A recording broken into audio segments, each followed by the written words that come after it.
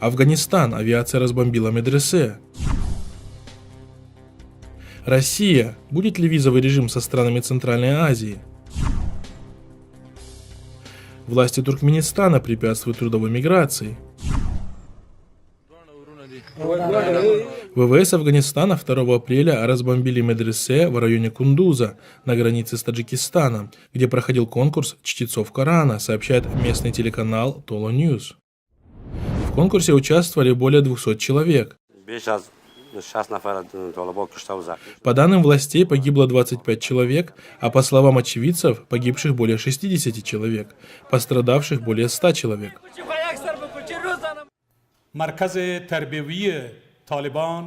Власти заявили, что это была операцией против Талибан, однако представители Талибан опровергли присутствие членов движения на конкурсе.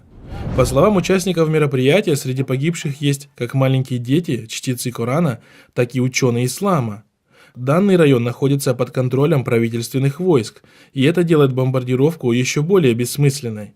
Напомним, что это уже не первый случай, когда мирные жители становятся жертвами атак с воздуха, которые проводятся американскими военными и подчиненными им местными властями под предлогом борьбы с Талибан.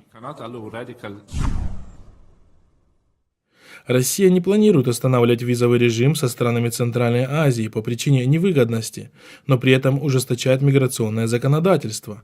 Об этом заявила в интервью радио «Комсомольская правда» начальник Главного управления по вопросам миграции МВД России генерал-майор полиции Ольга Кириллова. И так много так называемых союзников у России для того, чтобы мы закрывались от Средней Азии. Мы ведь о ней в первую очередь ведем речь. Нужно понимать, что основной поток въезжающих в Российскую Федерацию трудовых мигрантов – это люди, которые едут к нам в поисках более надежной, благополучной жизни. Они хотят заработать и помочь своим семьям.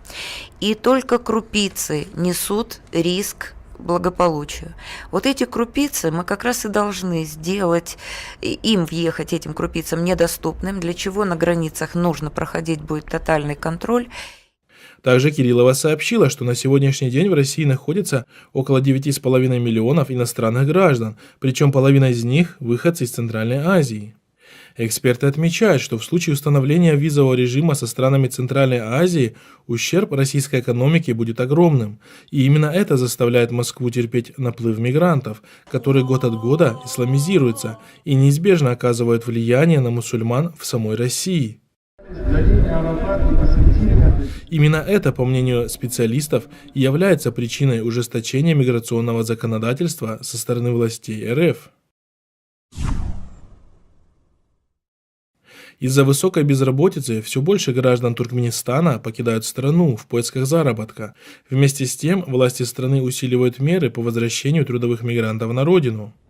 Как рассказывают туркменистанцы, беседовавшие с туркменской службой радио «Азатлык», в результате массового сокращения рабочих мест в последнее время увеличилось число граждан, желающих уехать в другие страны, чтобы заработать на жизнь. Меня недавно уволили, не заплатив даже выходного пособия. Несмотря на то, что у меня высшее образование, обойдя множество организаций и фирм, я не нашел другой работы. Цены все растут, жизнь становится тяжелее. Мне самому пришлось уехать из страны, собрав последние деньги, рассказал туркменистанец, пожелавший остаться неназванным. Тем временем можно наблюдать усиление мер со стороны туркменских властей по принудительному возвращению туркменистанцев из других стран.